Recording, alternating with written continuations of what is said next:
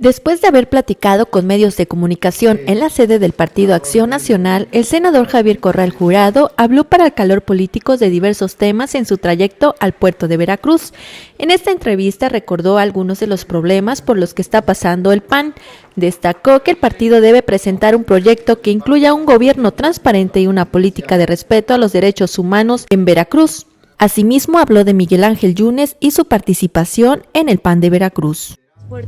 Pero en realidad ha sido Miguel Ángel Yunes Linares el que ha promovido esta debacle, esta situación que permea en el Partido Acción Nacional en Veracruz. Yo no sé si él ha promovido, si él la ha originado, pero es parte de ella, porque lo que ha sucedido al PAN de Veracruz es que se ha sustituido las formas legítimas de organización, de asociación, de afinidad entre los miembros del partido por grupos políticos que se enquistan y se adueñan del partido. Algo que siempre había diferenciado al PAN en el país es que este es el único partido que no tenía dueños. Y ahora muchos liderazgos se quieren convertir en dueños. Yo creo que ese es el error, por ejemplo, de Miguel Ángel Yunes, que pretende no desarrollar un liderazgo. Su participación cada vez se decanta más por ser un jefe de grupo que un líder de una corriente. En el PAN se aceptan las corrientes internas. No eludo la personalización, pero en un contexto de control de medios como el que existe en Veracruz, yo no debo estar peleado con la prudencia en una conferencia de prensa en donde incluso nuestros adversarios nos mandan preguntas a través de reporteros. Sí. Porque así se las gastan interna y externamente en este estado. Entonces yo no voy a nutrir esa maledicencia porque no es de buena voluntad. Pero cuando ya usted me hace una pregunta clara, yo le pienso que hay un deterioro del sistema de partidos en México. El PAN es parte de ese deterioro por un conjunto de conductas acumuladas en donde se empezó por eludir problemas de corrupción. Primero bajo una lógica interna de que la ropa sucia se lava en casa, luego de que no podemos actuar porque estamos en elecciones. El partido dejó de aplicar su orden interno, dejó de atajar conductas desleales y se fue creando un ambiente de impunidad. También abandonamos la formación política de los miembros del partido. Debo decir que un aspecto fundamental en un partido político es estar capacitando, formando a sus miembros. Porque de lo contrario le sucede lo que a un cuerpo humano. Si usted deja de comer, de alimentarse, de energías, usted pierde sentido, existencia misma. Eso le pasó al PAN, dejó de alimentarse de sus energías y de sus motivos espirituales, como los llamó Gómez Morín, que son valores y principios que no solamente están en la doctrina, sino también en la ideología y en el programa. Y luego nos acomodamos muy fácilmente a las estructuras del poder. Leí hoy en la mañana en un portal de Facebook una anécdota que contó Rodolfo Bermejo, un amigo mío chihuahuense, de lo que le dijo Rafael Alonso y Prieto a don Manuel Gómez Morín, muy atribulado por todos los problemas que ya se venían contra el sistema cuando competíamos en aquellos años. Y que Gómez Morín lo palmeó y le dijo: no te preocupes, Rafa, los problemas verdaderos se van a venir cuando empecemos a ganar.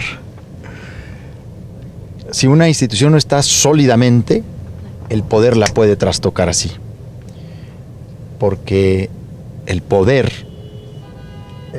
si no se sabe dimensionar en tiempo y espacio, termina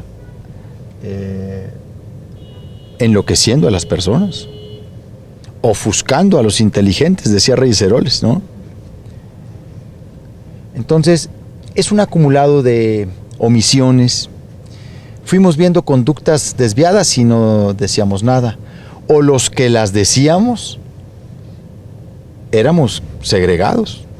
Es que siempre están en contra. Entonces, por eso digo que la crisis del partido no tiene propiamente ahorita un nombre.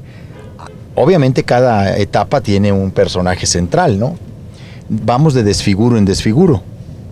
A ver, ¿cuándo habíamos visto en la historia del PAN, del Partido Acción Nacional, que su presidente nacional abandonara la dirigencia del partido durante 4 meses, dejando a la suerte al partido para asegurar la suerte propia y regresar con una plurinominal en las manos? Digo, ese ejemplo no puede hacerlo, no puede ser eso, no lo puede hacer un dirigente del PAN, porque los jóvenes que siguen a los dirigentes piensan que eso es la política, que eso es lo normal, que eso es la carrera política. Entonces, por eso digo que es un conjunto de factores. Y va a ser una tarea monumental la reconstitución del PAN, porque también hay una parte de la militancia ya muy viciada. Se nos metió el clientelismo y el corporativismo, no solo en el panismo emergente, al que se trajo para engordar ciertas asambleas y convenciones y procesos internos. También muchos compañeros que llegaron hace mucho tiempo empezaron de la vista gorda, no decir nada, acomodarse. Algunos se rebelaban contra las designaciones cuando no les tocaban a ellos y las justificaban como reglas de excepción democrática cuando les tocaba a ellos. Entonces ese es el problema. Y lo que yo planteo es que hagamos un diagnóstico real del asunto. Lo peor que nos puede pasar es el autoengaño.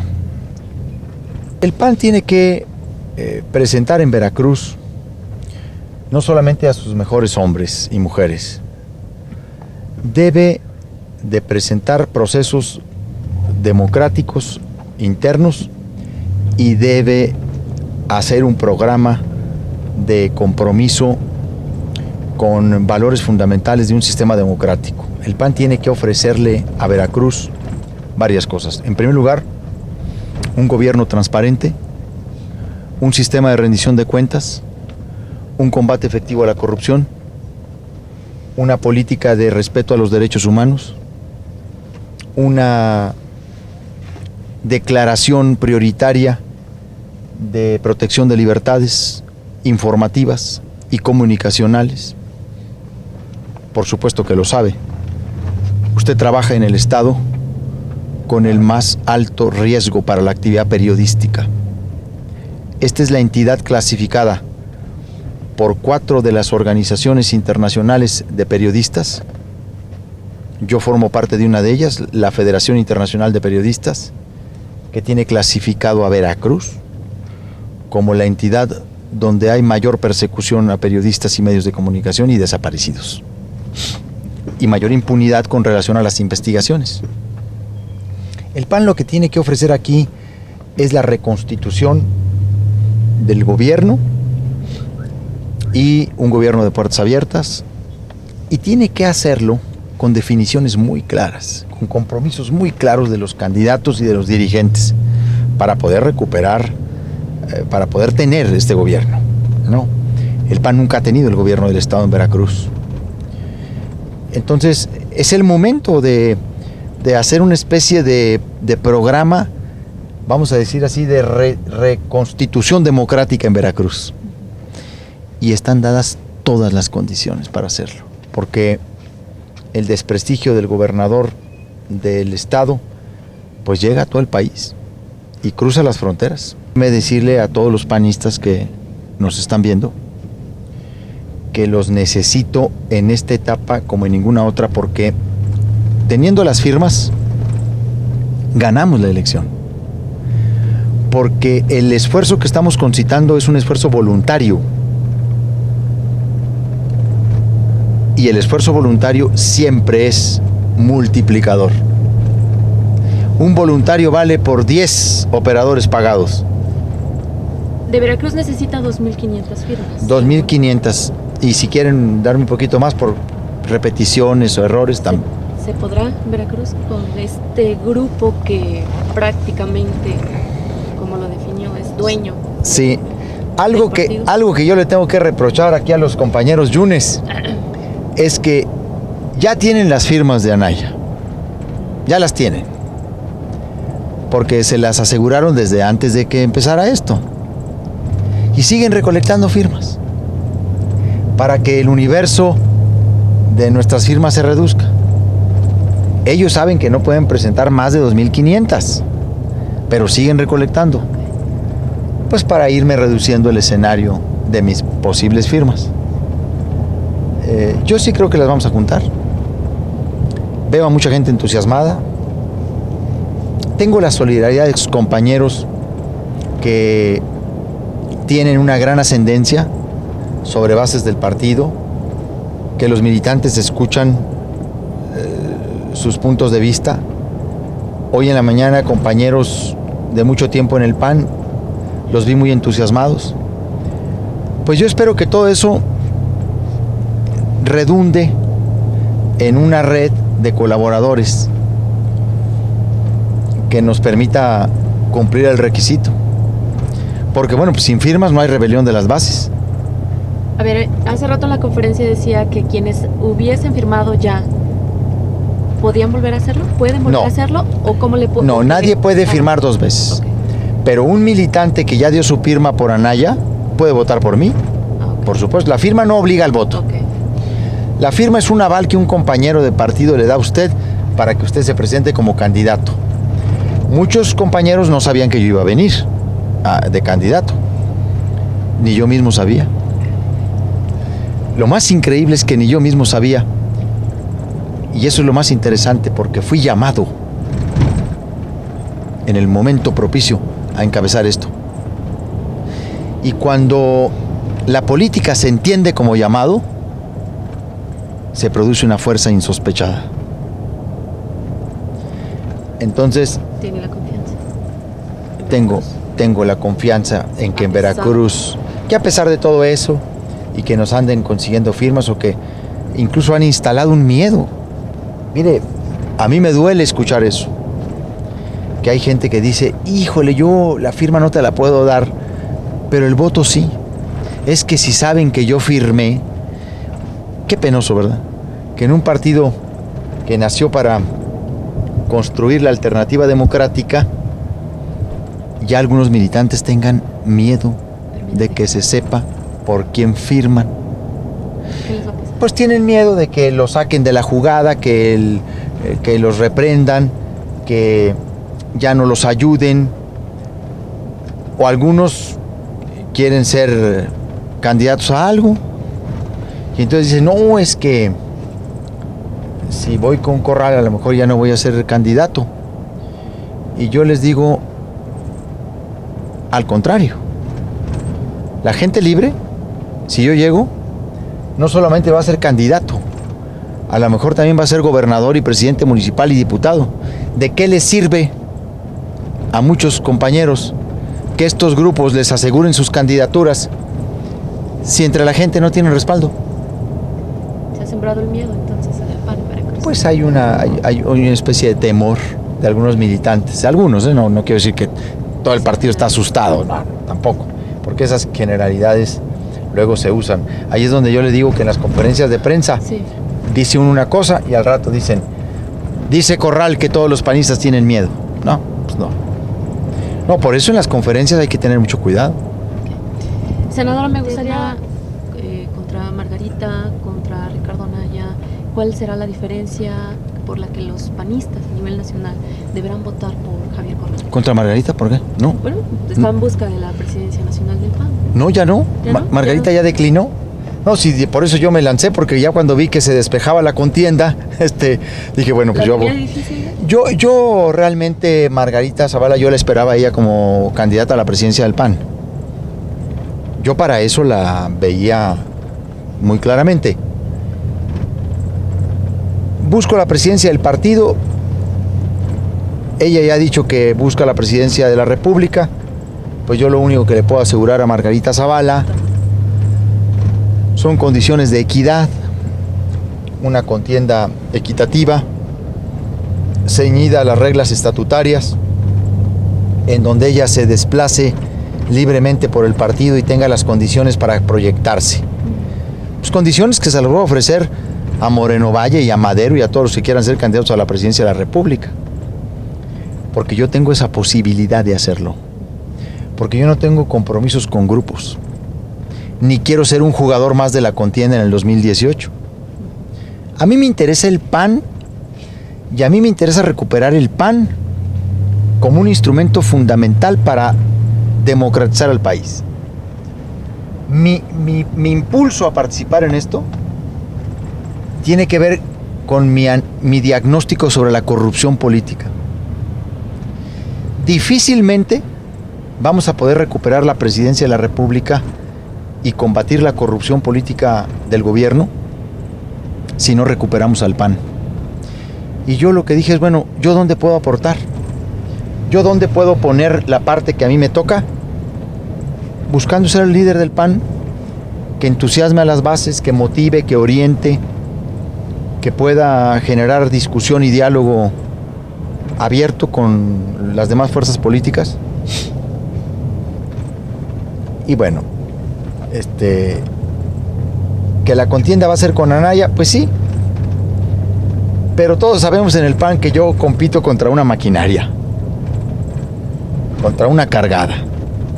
Porque Anaya es el candidato oficial.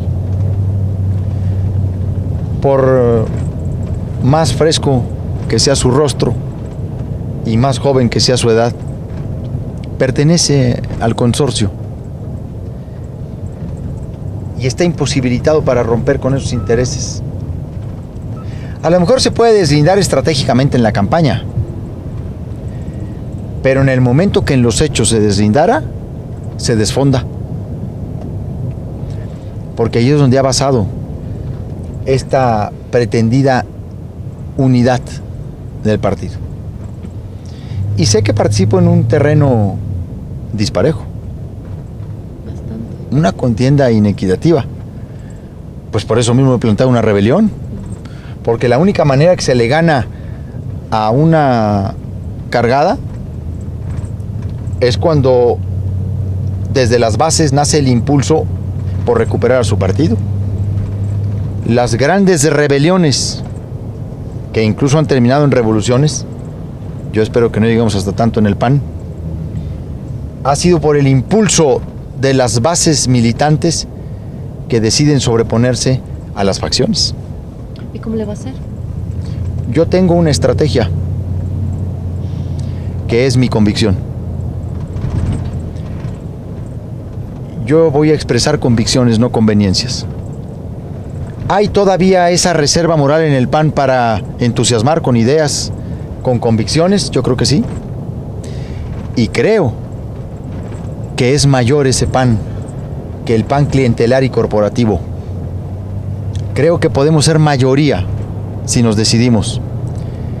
El único reto que tengo es cómo en el poco tiempo, que es un mes, puedo entusiasmar a ese panismo y volcarlo. Tengo también instrumentos tácticos, que son mis propias ideas.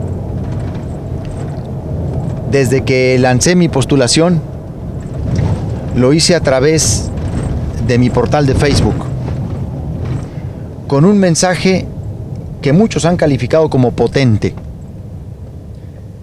Solo dije la verdad.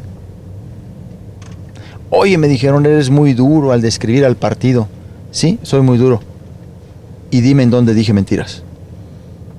O dime en dónde estoy mintiéndome a mí mismo. Eso está haciendo que este movimiento se vaya traduciendo en una esperanza. Y lo mejor que le puede pasar al PAN es que los miembros del partido abriguen de nuevo una esperanza. Porque ahorita hay muchos que ya ni eso abrigan. Dicen, no, esto ya no tiene remedio, ¿no? Y pienso que vamos a ganar. Mis retos son las firmas. Respecto al tema de los medios de comunicación y la libertad de expresión, comentó que el periodismo es una de las actividades más desprotegidas a nivel nacional y principalmente en Veracruz, en el que recordó como uno de los estados más peligrosos para ejercer esta profesión. En México existe una gran hipocresía política en torno de la defensa del derecho a la información, de la libertad de expresión y de los derechos de los trabajadores de los medios de comunicación. El periodismo, la actividad periodística es una de las actividades profesionales más desprotegidas en términos de la naturaleza de su actividad y su misión, de su objetivo. A diferencia del estatus que los periodistas han conquistado en países democráticos del mundo, en México el periodista está desprotegido tanto al interior de su empresa periodística, en términos de relación obrero-patronal o de trabajador con la empresa, como frente al Estado. Por ejemplo, el estatus del periodista en México carece de un salario profesional. La ley no protege, en estricto sentido, la integridad del trabajo profesional del periodista. No está garantizado en la ley la cláusula de conciencia de los periodistas, ni hemos podido legislar la colegiación profesional de los periodistas como una forma de actualización del gremio. Lo que es peor, la pretendida federalización no se ha dado en los hechos. No se trata de generar ciudadanos de primera o de segunda. Lo que debemos identificar es que cuando se atenta contra la vida de un periodista, se atenta contra dos bienes jurídicos. No solamente la integridad personal, sino también se atenta contra la libertad de expresión, porque el periodista es un intermediario y procurador de la información. Todas estas comisiones que se forman y que la Fiscalía Especial necesita tener sustento en la ley, con los correspondientes derechos y con la tipificación exacta de los delitos. ¿Cuándo se atenta contra un periodista? ¿Cuando sale de un baile en estado de ebriedad o cuando está realizando una actividad periodística? La ley tiene que definirlo y tiene que proteger la actividad del periodista. Entonces hay una gran hipocresía en esto. Yo he propuesto en varias ocasiones en el Congreso un conjunto de garantías del derecho a la información y la comunicación.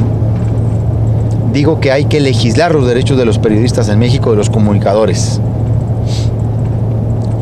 Pero que lo más importante es la voluntad política.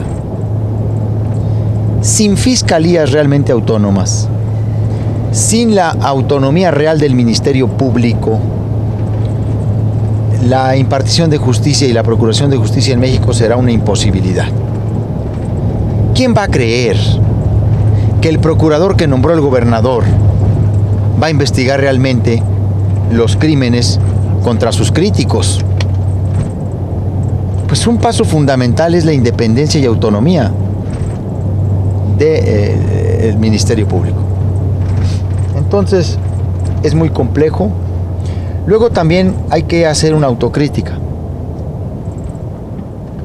porque en este gremio a veces somos muy poco solidarios entre sí. Hay una falta de solidaridad de dueños de medios y de periodistas con casos de periodistas asesinados y desaparecidos. Yo recuerdo cuando el grupo de editores de los estados se reunió en Hermosillo para hacer un gran acuerdo de editores, en donde el compromiso era que aquellos periodistas que fueran vulnerados o que sufrieran atentados, desaparición o muerte, esos periódicos se comprometían a darle seguimiento a las investigaciones periodísticas que realizaban en el momento del asesinato. Y eso era muy buena idea, porque aunque ya no apareciera un reportero con su nombre dándole seguimiento a las investigaciones, el periódico no cejaba, o el medio de comunicación, periódico digital o lo que sea, no cejaba en ser contrapeso. Pues dejaron de hacerlo ya los medios. Oye, ¿y qué estaba investigando aquel reportero? No, pues que estaba investigando el enriquecimiento ilícito del gobernador. Oye, estamos obligados todos a darle seguimiento a esa nota, a esa investigación. También hay mucha falta de solidaridad en el gremio. Y luego, muy dispersos los periodistas. No, bueno, no creemos en la figura del gremialismo. Entonces hay mucho que hacer. Los periodistas en Colombia hicieron un manual, una especie de protocolo de cómo cubrir informaciones relacionadas con el crimen organizado. De hecho, a mí me tocó participar en una cumbre latinoamericana de periodistas donde creamos todo un manual, un protocolo de cómo se cubre la información en zonas de riesgo de guerra o de narcotráfico, ¿no? Entonces, también hay mucha desinformación increíble en el propio medio. Y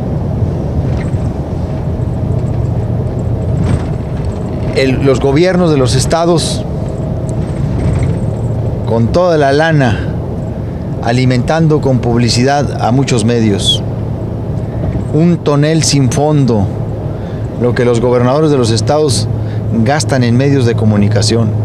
Increíble el dineral con el que controlan. Y luego, una dinámica perversa también. Como a veces algunos medios, sobre todo digitales, juegan al presupuesto público, a la asignación de recursos y de publicidad, con ciertas informaciones frente al poder. Y ahí las tienen 2-3 horas en el portal, ¿no? Mientras consiguen más publicidad. ¿Quién es el que queda en medio de esa relación convenenciera entre el propietario del medio y el gobierno? El reportero. Por eso le digo que hay que ir a la ley a asegurar los derechos de los periodistas. Con información de Ángeles González, reportó para El Calor Político TV, María Víveros.